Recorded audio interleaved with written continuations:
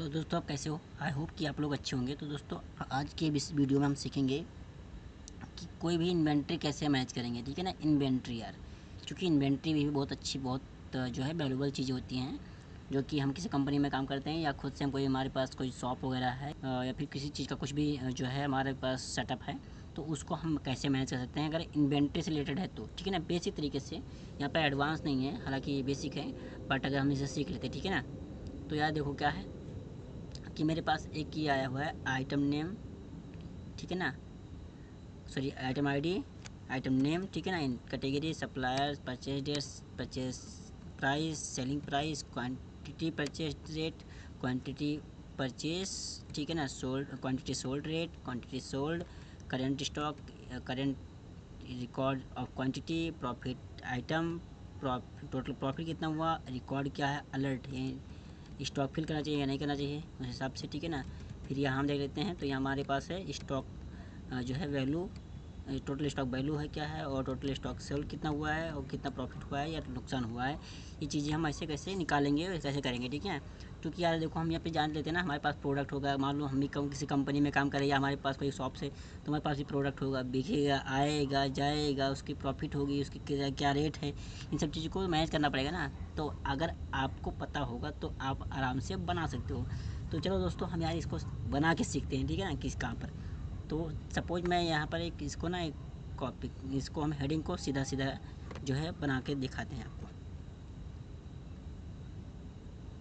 तो देखो यार, मैंने सिर्फ और सिर्फ इसमें हेडिंग कॉपी कर लिया है, ये मैंने हेडिंग्स को यहाँ पर कॉपी कर लिया है सिर्फ और सिर्फ। ठीक है ना, बाद में हम इसको चेंज भी कर देंगे अगर आपको हेडिंग तो ठीक है, हेडिंग तो वैसे रहेंगे, आइटम नेम चेंज कर सकते हैं बाद में, और डेट, परचेज डेट वैसे बदल सकते हैं, प्राइस भी बदल सकते हैं, सेलिंग प्राइस, ये सब चीज़ें बदल देंगे, बट हम पहले फार्मूला लगा लेते हैं उसके बाद। ठीक है, तो हम फार्मूला इस पर क्या लगाएंगे, देखो, तो यहाँ पर लिखा है करंट स्टॉक। अब करंट स्टॉक हम कैसे जान पाएंगे, तो उसके लिए हम क्या फार्मूला लगाएंगे, ये चीज़ें पहले समझ लेते हैं। ठीक है ना, तो सबसे पहले हम टाइप करेंगे इक्वल टू, ठीक है ना, तो यहाँ पर हम टाइप करते हैं इक्वल टू, ठीक है ना, परचेज क्वांटिटी में से सोल्ड क्वांटिटी घटाएंगे, तभी तो हमें भी लगेगा कि कितना हमारे पास स्टॉक बचा हुआ है। Purchase quantity minus sold quantity, ठीक है ना। तो इसको मैंने किया, तो देखो यहाँ पर निकल के आ गया 5। इसको हम अगर ड्रैग कर देंगे तो यहाँ पर नीचे आ जाएगा। अब मगर लो, परचेज क्वांटिटी हमारा 15 था और बिका कितना, यहाँ पर बिका 5, तो यहाँ पर 10 क्वांटिटी हमारे पास अभी स्टॉक में है। कि क्या किया हमने, इस फार्मूले की मदद से निकाला है, यानी सोल्ड परचेज क्वांटिटी में से सोल्ड क्वांटिटी को घटा दिया। ठीक है ना, तो ये निकला। अब हम आते हैं करंट जो है रिकॉर्ड क्वांटिटी निकालते हैं। ठीक है ना, तो उसके लिए हम सबसे पहले टाइप करते हैं इक्वल टू, ठीक है ना, अब परचेज क्वांटिटी रेट को माइनस करेंगे सोल्ड क्वांटिटी रेट से। ठीक है ना, तो देखो यार, हमारे पास आ गया है sold quantity rate, purchase quantity rate से जो है घटाएंगे सोल्ड क्वांटिटी रेट। ठीक है ना, अब इसको हम ड्रैग कर देते हैं, तो जब हम ड्रैग कर देते हैं तो ये हमारे पास आ गया है। ठीक है ना, अब हम आते हैं, निकालते हैं प्रॉफिट पर आइटम, कि किस आइटम पर कितना प्रॉफिट मिला। तो को हम इक्वल टू टाइप करेंगे, उसके बाद हम सोल्ड सेल परचेस रेट से, सेल प्राइस से, यानी सेल प्राइस से डिवाइड करें, माइनस करेंगे परचेस प्राइस को। तो देखो यार, हमने 7200 में के हिसाब से खरीदा था और बेचा कितना, 2400 के हिसाब से, तो इसलिए हमारे 4800 के में शॉर्टेज लग गई। ठीक है ना, तो इसको ट्रैक कर देते हैं तो पता चल जाएगा कि किस में क्या हुआ। आप देखो इसमें प्लस पॉइंट में, क्यों, क्योंकि हमने जो है इसको 3500 में खरीदा था, लेकिन बेचा था 5300 में, इसलिए हमें फ़ायदा हुआ 1800 का। और जबकि ये वाला, ये हमें क्या हुआ था कि हमारा देख लेते हैं, तो देखो ये हमने खरीदा था 12,000 रुपये के रेट से और बेचा कितना, 615 के, इसलिए हमें नुकसान हो गया इतना रुपये का। ठीक है ना, तो आई होप दोस्तों आपको क्लियर होगा इस सब चीज़ें के लिए। अब आते हैं टोटल प्रॉफिट। ठीक, क्या है कि हमने अभी जो है ये पर आइटम निकला हुआ है। ठीक है ना, एक आइटम का इतना शॉर्टेज लिया, तो हमारी क्वांटिटी कितनी बिकी है, 5 क्वांटिटी सोल्ड हुआ है। तो हम क्या करेंगे, इसको मल्टीप्लाई कर देंगे जो हमने क्वांटिटी सोल्ड किया है इसका। ठीक है, तो ये हमारा निकल के आ गया टोटल 4800 के हिसाब से 24,000 का जो हमारा नुकसान हो गया। 5 क्वांटिटी का। इसी हिसाब से देखो ये इसमें से 13,000 का 11,385 का डिस्काउंट हुआ था, जो है माइनस हुआ था, जबकि यहाँ 5 क्वांटिटी बिका हुआ है, तो इस हिसाब से ये 56,000 का हो गया। क्लियर होगी। अब हम देखो यार, हम सीखते हैं ना कि किस में स्टॉक की रिक्वायरमेंट है और किस में नहीं है। तो उसके लिए फार्मूला क्या आप टाइप करेंगे, ये भी इफ़, क्योंकि हमें देना है कि लॉजिकल देना है, ठीक है। तो इफ़ अब हमें करना होगा कि करंट जो क्वांटिटी होगी या तो वो बराबर हो या तो इक्वल या तो बड़ा हो या तो बराबर हो किसके, ये current quantity, current sold quantity, record quantity से, यानी करंट स्टॉक जो हमारे पास है उसमें से या बराबर हो ये वाला या कि बड़ा हो, ठीक है ना। तो हम टाइप करेंगे यहाँ पर, हमें मिलेगा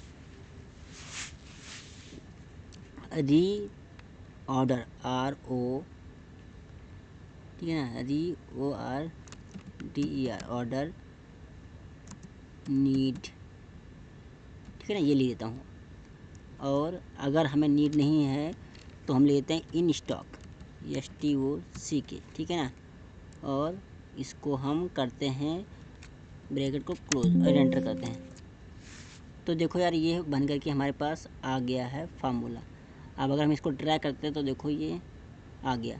अब यहाँ लिखा हुआ है री ऑर्डर, यहाँ लिखा है इन स्टॉक। अब अगर हमारी क्वांटिटी एक भी हम मिसिंग करेंगे तो देखो हमारे पूरे फार्मूले चेंज होते रहेंगे। सोल्ड क्वांटिटी हमने 4500 कर दिया, 45, तो देखो यार ये प्रॉफिट कुछ अलग ही भग के आ रहा है। तो ये प्रॉफिट हमारा आ गया है। और अगर यहाँ पर हमने परचेस ही कम किया था ना, इसलिए अगर हमने यहाँ पर कर देते हैं 200 क्वांटिटी परचेस किया था, तो ये आ गया हमारा इस हिसाब से, ठीक है। तो इस तरह से हम अपना ये निकाल सकते हैं परचेस क्वांटिटी, 100 क्वांटिटी। अच्छा, अब हमें देखते हैं, अच्छा सॉरी मैंने इसको कॉपी कर लिया था, यहाँ पर इसे कट कर लिया था, क्या इसको पेस्ट कर देते हैं ताकि आप लोगों को कन्फ्यूजन ना पड़े हो कि ये हम कैसे ये निकालेंगे, ठीक है ना। तो देखो यार, इसके लिए हम क्या करेंगे, हम लगाएंगे सम प्रोडक्ट फार्मूला को, ठीक है ना। तो सम प्रोडक्ट फार्मूला किस पर लगाएंगे, प्राइस, परचेस प्राइस पे लगाएंगे। यहाँ पर लिख देते हैं, 1 मिनट, सम प्रोडक्ट